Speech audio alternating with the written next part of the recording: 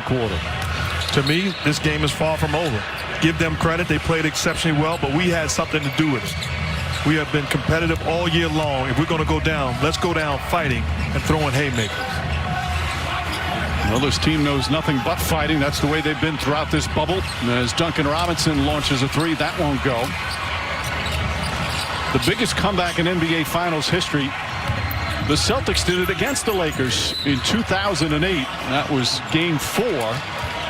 As the Celtics were down 24 points in the first half, came back and won that game against the Lakers as we sent it down to Rachel. Well, Mike, the coaching staff of the Heat tells me they didn't do a lot of yelling at the team at halftime, that they really wanted to focus on what they call solution-based discussions. And that had a lot to do with their offense. Too much 1-on-5 out there, they told the players, more sharing the ball. And also, and coaches, you guys both know this, Jeff and Mark, you've been there, telling the guys, take it a play at a time. You don't have to go and make up the entire deficit right in there in the first few minutes. Just go out there and do, he said, what we know how to do, Mike. Thank you, Rachel. They'll try and overcome the second largest halftime deficit in finals history. The first one was the Memorial Day Massacre back in '85. The Lakers were on the other end of that one as the Celtics crushed them, although the Lakers did win the series. The coach, if you're Eric Spoelstra, what are you saying to your team at halftime? Well, again, you can't, this is not the time to pull out some motivational speech. It's not that. Right now, Anthony Davis has dominated the paint. They have nothing in there. They need more skill and shooting on the floor. Caruso with the steal. Caruso got the start. Doesn't have big numbers. As James drives, gets inside, layup, banks it home, and a foul. But Caruso's had a real impact, Jeff. Well, Frank. The Heat have 37 points, and we played 26 minutes. Hero not even close. Davis another rebound.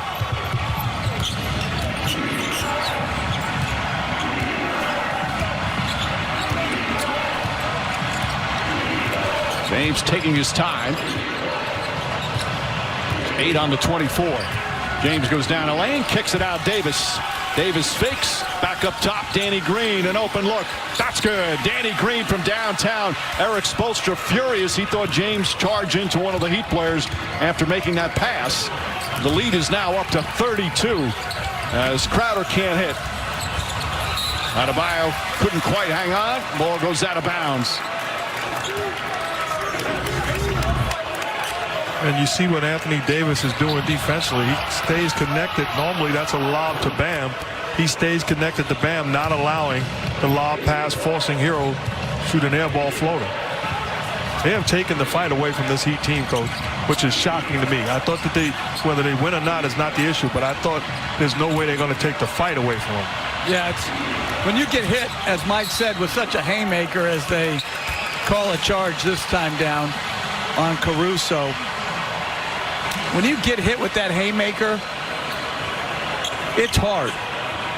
And I just want to see the Heat finish this game up where they can feel not good about the result, obviously, but that they didn't fold.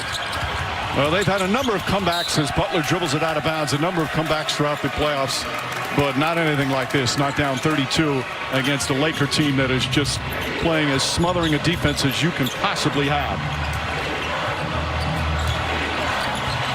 Danny Green tries again. That one misses. Adebayo the rebound.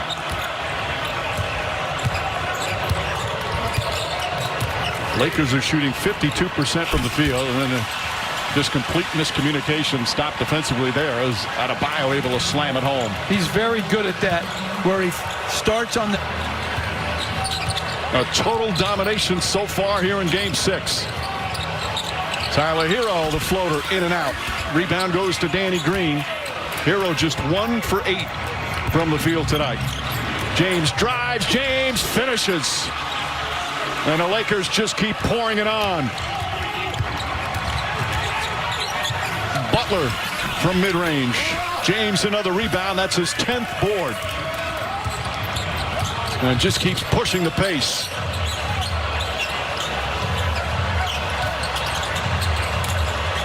James has Duncan Robinson on him. Kicks it out. Caruso, corner three.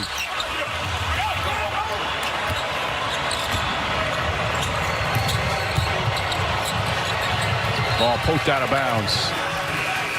James to 1. And this one had to be even bigger than that, with the Heat coming in with an opportunity to tie and force a game 7. As Bam Adebayo knocks down the jumper. I'm just amazed and continue to be. Getting off the bench, he's going to come back in. As we approach the midway point of the third, Danny Green high off the glass, bounces around and drops through. Danny Green, 8 points. Talking about It's not an insult.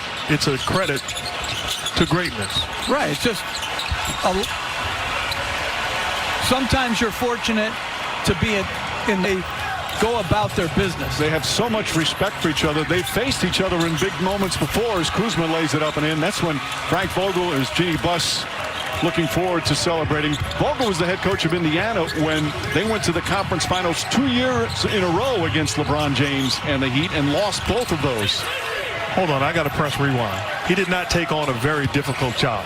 He took on a job to give him a chance to win a championship, and if they finish it off, which it looks likely that they will, he did the job. But coaching LeBron James and coaching greatness, you win in this league with talent. It put him in position.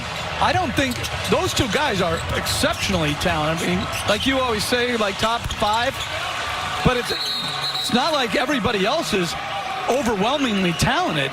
Offensive clinic that the Lakers have put on. Absolutely. They've been a great defensive team all year.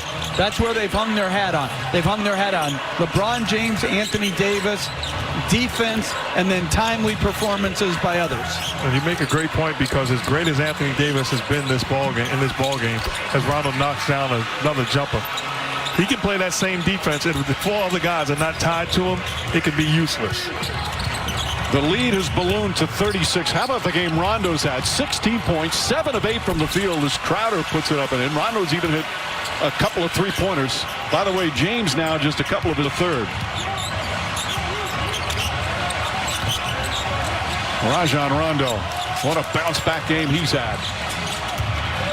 James steps back. 3-pointer won't go. Dragic grabs it. Lakers have shot poorly from three-point land, but it certainly doesn't matter with what they've done at the other end as Dragic floats it up and in. Second field goal for Dragic. Those two have had a terrific connection on the floor all season. James is one of Caruso's biggest fans as Butler goes in. And Jimmy Butler, who has been, to say the least, sensational. 10 points, 7 assists, 6 rebounds. You wondered after how much he put into that Game 5 victory would he have. And the Lakers quickly shot him down and shot the Heat down in this one.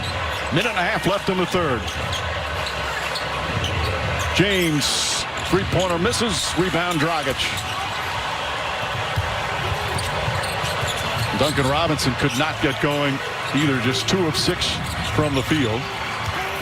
After that fantastic performance in Game 5, got that 3-pointer to go. His third 3-pointer, and it's 84-57. 57 points now in 35-plus minutes. This is a Heat team that is a very good offensive team.